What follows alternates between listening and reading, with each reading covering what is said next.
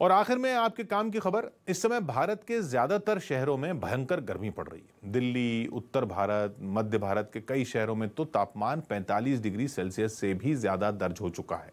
इस गर्मी की वजह से लोगों को हीट स्ट्रोक जैसी समस्याएं हो रही हैं। लोग अपने स्मार्टफोन्स पर बाहर का तापमान देखकर ही घर से बाहर निकल रहे हैं।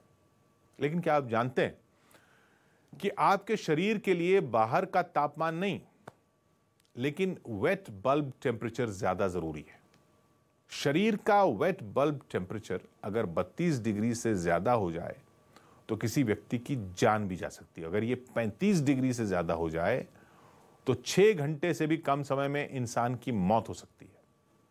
उत्तर भारत में भले ही तापमान लगातार 44-45 डिग्री सेल्सियस के आसपास बना हुआ है, लेकिन वेट बल्ब टेम्परेचर बढ़ने का खतरा भारत के समुद्री इलाके में रहने वाले लोगों को ज्यादा है, क्योंकि वेट बल्ब टेम्परेचर का आकलन सिर्फ बाहर के तापमान से नहीं बल्कि मौसम में मौजूद ह्यूमिडिटी यानी उमस के आधार पर भी लगाया जाता है।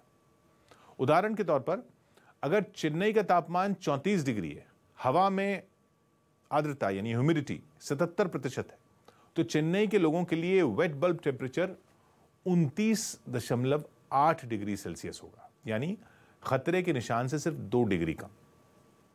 लेकिन अगर दिल्ली का तापमान 43 डिग्री सेल्सियस है, हवा में ह्यूमिडिटी 11% है, तो wet bulb temperature 20.76 degree Celsius ही होगा, यानी खतरे के निशान से बहुत पीछे।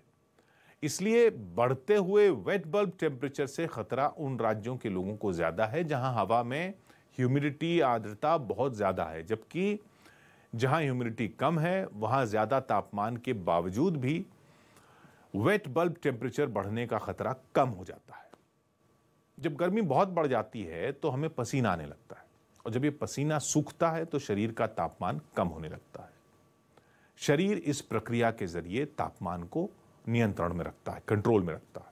लेकिन जब हवा में ह्यूमिडिटी ज्यादा होती है तो शरीर का पसीना सूख कर भाप नहीं बन जाता, भाप बन नहीं पाता, और वेट बल्ब टेम्परेचर बढ़ने लगता है।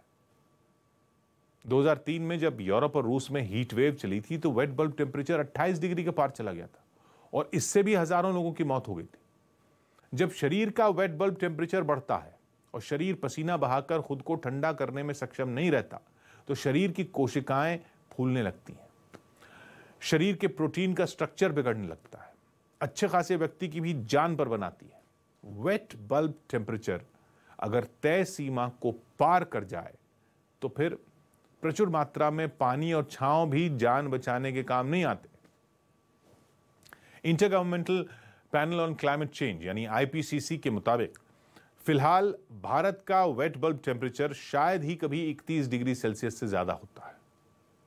देश के ज्यादातर हिस्सों का वेट बल्ब टेम्परेचर 25 से 30 डिग्री सेल्सियस के बीच ही रहता है। लेकिन कोलंबिया और लोबोरो यूनिवर्सिटी ने 1979 से लेकर 2017 तक के मौसम के आंकड़ों का विश्लेषण किया था। इसमें दक्षिण एशिया, खाड़ी के देशों और अमेरिका के उत्तर पश्चिमी तटों के मौसम केंद्रों के आंकड़े ये शामिल किए गए थे, जिसमें यह पाया गया था कि इनमें कई इलाकों का वेट बल्ब टेम्परेचर न कभी 2 घंटे के लिए 35 डिग्री सेल्सियस से भी ज्यादा हो गया था। यह एक बहुत खतरनाक स्थिति है, और अगर मौसम ऐसे ही करवट बदलता रहा तो किसी दिन भारत में वेट बल्ब टेम्परेचर खतरनाक स्तर के पार भी जा सकता है।